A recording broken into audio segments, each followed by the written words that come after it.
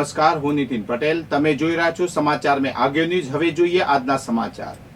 ભરૂચ જિલ્લા પોલીસે નશીલા પદાર્થો સામેની લડતમાં મોટી સફળતા મેળવી છે. જિલ્લાના વિવિધ પોલીસ મથકોમાં નોંધાયેલા 17 કેસમાંથી જપ્ત કરાયેલો ડ્રગ્સનો જથ્થો નષ્ટ કરવામાં આવ્યો છે. પોલીસે કુલ 608 કિલોગ્રામ નશીલા પદાર્થો જપ્ત કર્યા હતા. આ જથ્થાની બજાર કિંમત આશરે રૂપિયા 1.25 કરોડ છે. જપ્ત કરાયેલા તમામ નશીલા પદાર્થોનો નાશ દહેજ સ્થિત લાયસન્સ ધરાવતી બેલ કંપનીમાં કરવામાં આવ્યો છે. નષ્ટીકરણની પ્રક્રિયા દરમિયાન જિલ્લા પોલીસના વરિષ્ઠ અધિકારીઓ હાજર રહ્યા હતા. જ્યુડિશિયલ અધિકારીઓ અને એનસીબીના પ્રતિનિધિઓએ પણ પ્રક્રિયા પર દેખરેખ રાખી હતી. કોર્ટના આદેશ મુજબ કડક સુરક્ષા વ્યવસ્થા વચ્ચે આ કાર્યવાહી પૂર્ણ કરવામાં આવી હતી. વિજાપુર બાર એસોસિએશન અને કોર્ટના કર્મચારીઓએ બાર કોર્ટ હોલમાં અમદાવાદ વિમાન દુર્ઘટનામાં મૃત્યુ પામેલા લોકોને શ્રદ્ધાંજલિ અર્પણ કરી હતી.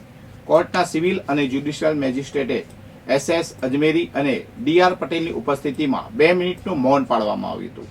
બાર એસોસિએશનના પ્રમુખ કૃણાલ P. બારોટે શોક ઠરાવ રજૂ કર્યો હતો. કાર્યક્રમમાં સરકારી વકીલ MM ધોરી, સિનિયર અને જુનિયર વકીલો તેમજ કોર્ટના તમામ કર્મચારીઓ હાજર રહ્યા હતા. બાર એસોસિએશન દ્વારા અમદાવાદ એરપોર્ટથી લંડન જતી એર ઇન્ડિયાની ફ્લાઇટ દુર્ઘટનામાં પૂર્વ મુખ્યમંત્રી વિજયભાઈ રૂપાણી, મેડિકલ ઓફિસરો અને સ્કૂલના બાળકો સહિત 241થી વધુ લોકોનું મૃત્યુ થયું છે. મૃતકોની આત્માની શાંતિ માટે પ્રાર્થના કરવામાં આવી હતી. માણસા તાલુકાના સોલૈયા ગામમાં એક પત્નીએ પ્રેમીની મદદથી પતિની હત્યા કરી છે.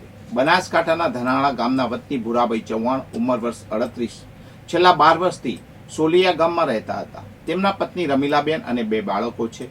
મંગળવારે રાત્રે 2:30 વાગે ભુરાભાઈના મોટાભાઈ જેહાભાઈને જાણ થઈ કે તેમના ભાઈને મોઢામાંથી લોહી નીકળે છે. 108 એમ્બ્યુલન્સની ટીમે ભુરાભાઈને મૃત જાહેર કર્યા હતા.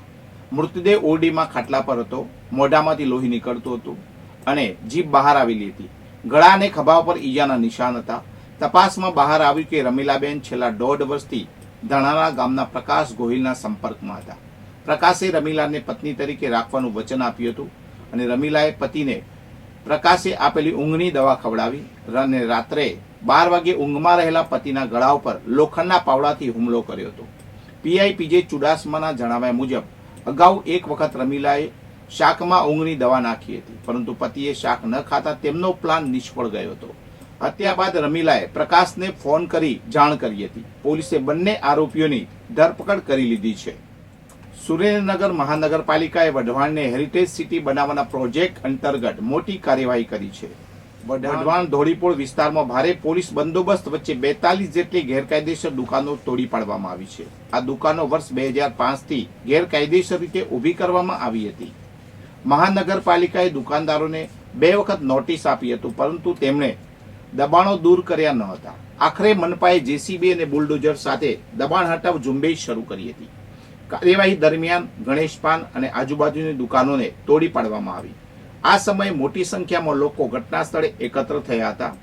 મહાનગરપાલિકાના અધિકારીઓ અને કર્મચારીઓએ પોલીસ બંદોબસ્ત વચ્ચે સમગ્ર કામગીરી પાર પાડી હતી. થરાદના ભારતમાલા હાઈવે પર જાણદી પુલિયા પાસેથી સ્ટેટ મોનિટરિંગ સેલ પોલીસે એક ફોર્ચ્યુનર કારમાંથી વિદેશી દારૂનો જથ્થો જપ્ત કર્યો છે. ભારતીય બનાવટની અલગ અલગ બ્રાન્ડની કુલ 2608 બોટલ મળી આવી છે. જપ્ત કરાયેલા દારૂની કિંમત 1.93 લાખ રૂપિયા છે. કારની કિંમત 25 લાખ રૂપિયા સહિત કુલ 31.93 લાખનો મુદ્દામાલ જપ્ત કરવામાં આવ્યો છે. સાંચોર થરાદ ભારતમાલા હાઈવે પર કરાયેલી આ કાર્યવાહીમાં કારમાંથી વિદેશી દારૂની કાચની અને પ્લાસ્ટિકની બોટલો તેમજ બિયરના ટીન મળી આવ્યા હતા, જેની કિંમત 5.83 લાખ રૂપિયા છે. પોલીસે કારના ચાલક અને તેની સાથે બેઠેલા વ્યક્તિની શોધખોળ શરૂ કરી છે. કારના સર્વિસ વ્હીલમાં મળેલા ભરતભાઈ નામના વ્યક્તિની પણ તપાસ થઈ રહી છે. પાયલોટિંગ કરનાર I20 કારનો ચાલક, દારૂનો જથ્થો ભરી આપનાર અને મંગાવનાર વ્યક્તિઓની શોધખોળ ચાલુ છે. તપાસમાં જાણવા મળ્યું છે કે આરોપીઓએ રાજસ્થાનથી ગુજરાતમાં દારૂ ઘુસાડવાનું કાવતરું રચ્યું હતું. ગુજરાતમાં દારૂબંધી હોવા છતાં આ ગેરકાયદેસર હેરાફેરી કરવામાં આવી હતી. પોલીસે આ મામલે ફરિયાદ નોંધી આગળની તપાસ શરૂ કરી છે. પાલનપુર શહેરમાં પોલીસે ટ્રાફિક નિયમોનું પાલન ન કરનારા વાહન ચાલકો સામે વિશેષ ડ્રાઈવ હાથ ધરી છે. જિલ્લા પોલીસ વડાની સૂચના અનુસાર આ ડ્રાઈવમાં વિના નંબર પ્લેટ, બ્લેક ફિલ્મ અને હેલ્મેટ વગર વાહન ચલાવનાર લોકો સામે કડક કાર્યવાહી કરવામાં આવી રહી છે.